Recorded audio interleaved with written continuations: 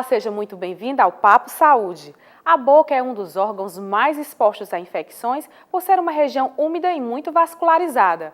Mais prejudicial ainda são as inflamações, ocasionadas pelos maus cuidados com os dentes e a região do maxilar, que podem afetar o nosso sorriso e comprometer outras partes do corpo.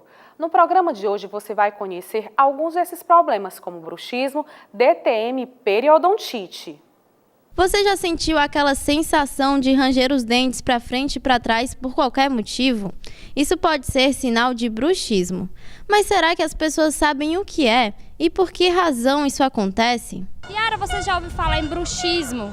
Não. Tem nem ideia do que seja? Não. Bruxismo é coisa de Halloween, alguma coisa assim, é? Não, é uma doença, na verdade. Não, nunca ouvi falar, não. Já ouvi falar. Sabe o que é? Isso aqui é algo com relação a pessoa quando está dormindo, ficar brincando os dentes, alguma coisa do tipo, há um desgaste, né, dos dentes. Exatamente. Você tem alguém que você conhece que tem esse problema? Sim, a minha esposa. Isso, ela usa um aparelho, né? Ela já buscou tratamento? Já buscou. Já ouvi, mas não entendo muito sobre isso, não. Não sabe o que significa? Não. Não, eu creio que isso é algo referente à bruxa, a vampiro, alguma coisa assim, né? Não. O senhor não tem nem ideia do que seja? Deve ser alguma coisa ligada à bruxa, não? Bruxismo já. Sim, bruxismo sim. Bruxismo é o problema nos dentes. É o que eu entendo, né? É com a boca, os dentes, você range os dentes um no outro, chama bruxismo. Isso é que eu entendo por bruxismo, é isso. Ranger os dentes um no outro. Bruxismo. Negócio de bruxa, é? É um bruxismo, eu entendo negócio de bruxa. Bruxismo é o ranger dos dentes, não é isso? Você conhece alguém que tem esse problema ou não? Não. É aqueles movimentos que você faz na boca quando você está dormindo. Sabe o que pode causar? Tenho várias, né? Diz que é a questão de estresse, né? Questão de estresse pode causar. E quando você vai dormir, a questão da preocupação também. São várias coisas que o pessoal fala, né? Você conhece alguém que tenha tido já bruxismo? Não conheço ninguém. O bruxismo, ele é um hábito, né, de ranger ou apertar os dentes, né, que pode ser durante o dia, é o que a gente chama de parafunção diurna, ou seja, é uma função que não serve para nada que certas pessoas têm. Às vezes estão dirigindo o carro e estão tensionando os dentes, né? Tem pacientes que estão no trabalho no computador e passam a se observar tensionando os dentes, né? Ou então cozinhando, tem uma paciente que certo dia estava cozinhando em casa, ela disse, não, doutor Wagner, no momento em que eu estou cozinhando é que eu sinto que estou apertando os dentes, né? Então é o que a gente chama de parafunção diurna. Essa é de fácil controle, porque você ensinar o paciente a se perceber, já existe uma grande melhora do quadro, né? E existe o bruxismo do sono, que é aquele que é quando a pessoa está dormindo, que é mesmo involuntário, você está desligado, você está dormindo e você não tem qualquer controle da situação, né? Esse é considerado idiopático ainda, ou seja, você não consegue saber realmente por quê, né? Então existem pesquisas por que realmente isso acontece, né? Esse bruxismo do sono existe ele primário e secundário, né? O secundário é quando está realizada alguma doença, às vezes o paciente tem algum problema neurológico que ele tem, ou então toma alguma medicação a longo prazo que ele tem, por conta da doença ou do medicamento, o bruxismo, por isso que é chamado bruxismo secundário a um problema, né? E existe o bruxismo do sono primário, que realmente a gente ainda não sabe realmente o porquê, né? O bruxismo é uma disfunção que pode atingir algumas áreas da região do pescoço, causando dor no ouvido, na mandíbula e no músculo da face. O diagnóstico só é possível com a consulta a um especialista. A melhor maneira de diagnosticar o bruxismo no dia a dia é uma conversa com o paciente, né? É vendo se ele tem dor muscular, que às vezes nem está presente, se ele tem hipertrofia dessa musculatura, principalmente esse músculo que desce daqui para cá, que é o músculo masseter, né? Se ele tem alguns desgastes dentários coincidentes, ou seja, o dente de cima coincide do desgaste com o de baixo, com certos movimentos, tá? Às vezes o relato do parceiro, do cônjuge que dorme com aquele paciente, em dizer, não, meu marido ele arranja os dentes à noite. Então isso aí talvez seja a maneira mais fácil de diagnosticar. Agora, se nenhum desses aspectos você observa, o padrão ouro em diagnosticar o bruxismo é um exame chamado de polissonografia, em que o indivíduo vai para uma clínica médica e ele vai ser monitorado, né, por diversos aparelhos, e ele tem uma noite de sono monitorado, 1 ou 2 noites de sono. Aí sim, facilmente o médico, provavelmente o neurologista, vai ver em que momento ocorre aquele bruxismo, se é prejudicial. No bruxismo a gente considera medidas de controle, tá? Então, uma conversa com o paciente, uma orientação em relação à redução do uso de nicotina, né, álcool, cafeína, podem dar alguma ativação muscular, tá?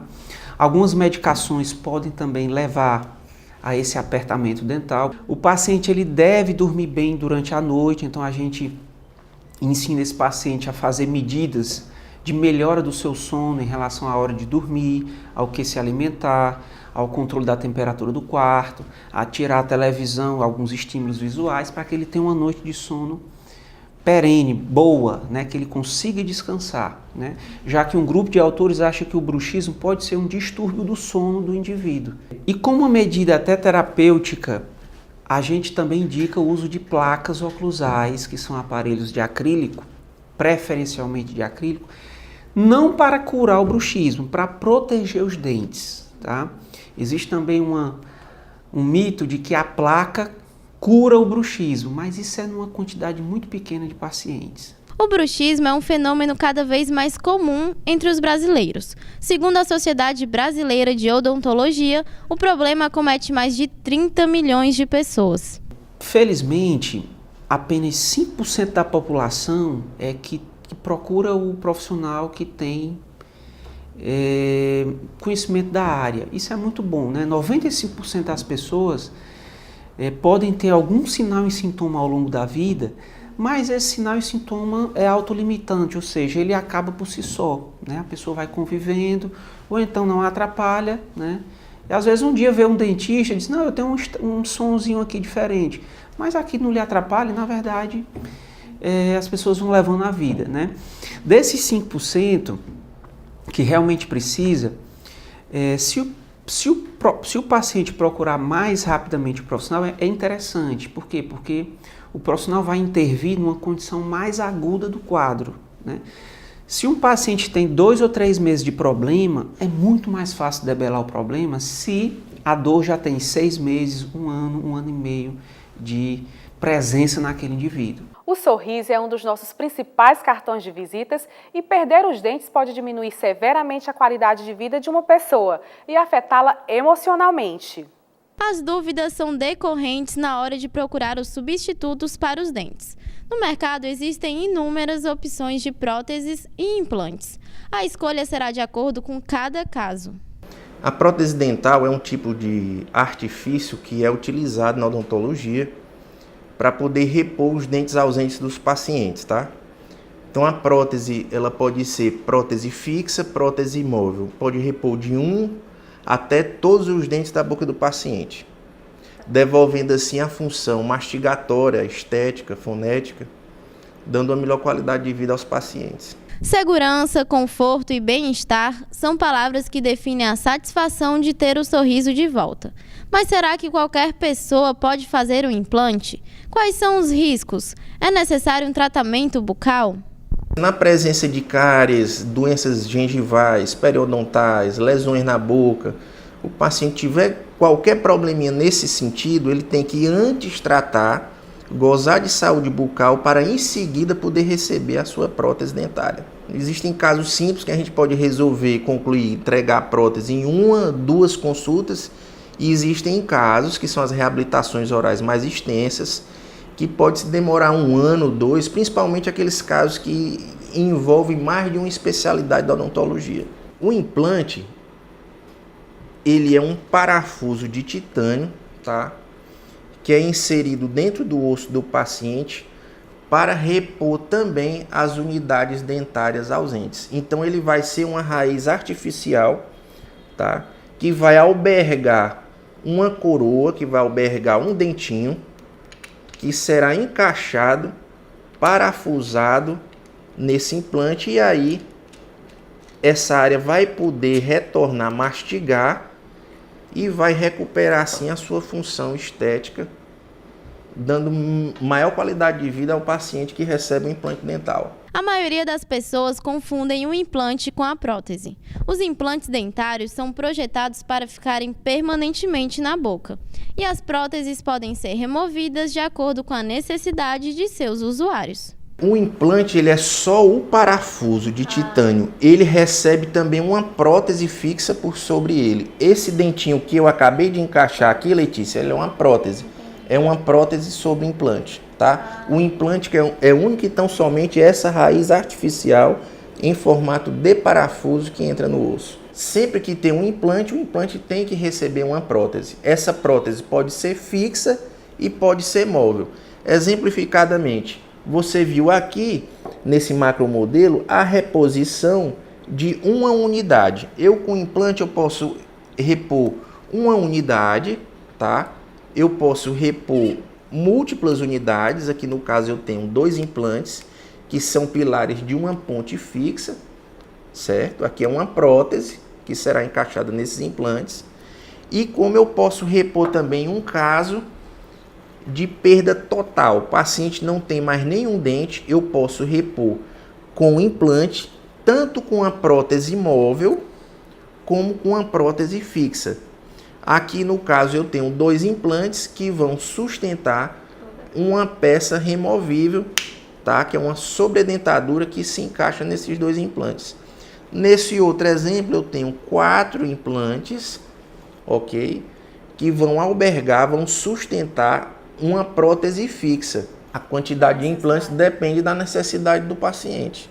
Cada caso a gente faz uma avaliação. Nesses casos aqui que vocês estão vendo, esse tipo de trabalho se chama protocolo Brennemark, que é uma prótese fixa parafusada em 4 implantes inferiores. A gente pode botar de 4 até 6 implantes inferiores, aqui no caso desse onde o paciente não tem mais nenhum dente. Que é muito importante no implante a gente ter saúde óssea, ter um bom osso para poder receber o implante. Então, se o paciente se encaixar nessas condições, a gente hoje tem uma taxa de sucesso de 95% nos procedimentos. A gente orienta que após a conclusão da reabilitação oral com implante, o paciente deve voltar pelo menos semestralmente ao dentista, para que a gente possa revisar, veja a saúde da gengiva, veja se a prótese que foi encaixada está bem, se o paciente está comendo bem, se tudo está funcionando a contento. Você pode perceber que a avaliação de um especialista é fundamental para o diagnóstico correto, tanto para o bruxismo como para o implante dentário. E o tratamento vai depender de cada paciente. O Papo Saúde vai para um rápido intervalo, não saia daí!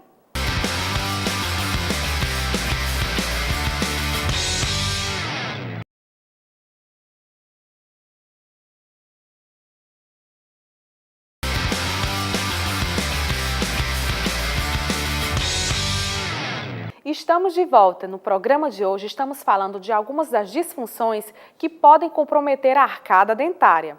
A ATM, a articulação temporomandibular, é responsável por alguns dos movimentos da face, boca e fala. Saiba quais problemas podem afetar essa articulação. A DTM é a disfunção da ATM e pode trazer inúmeros desconfortos. Segundo a Universidade Federal de São Paulo, estima-se que 3% da população mundial sofre de DTM. As causas podem estar associadas ao estresse, ansiedade e tensão.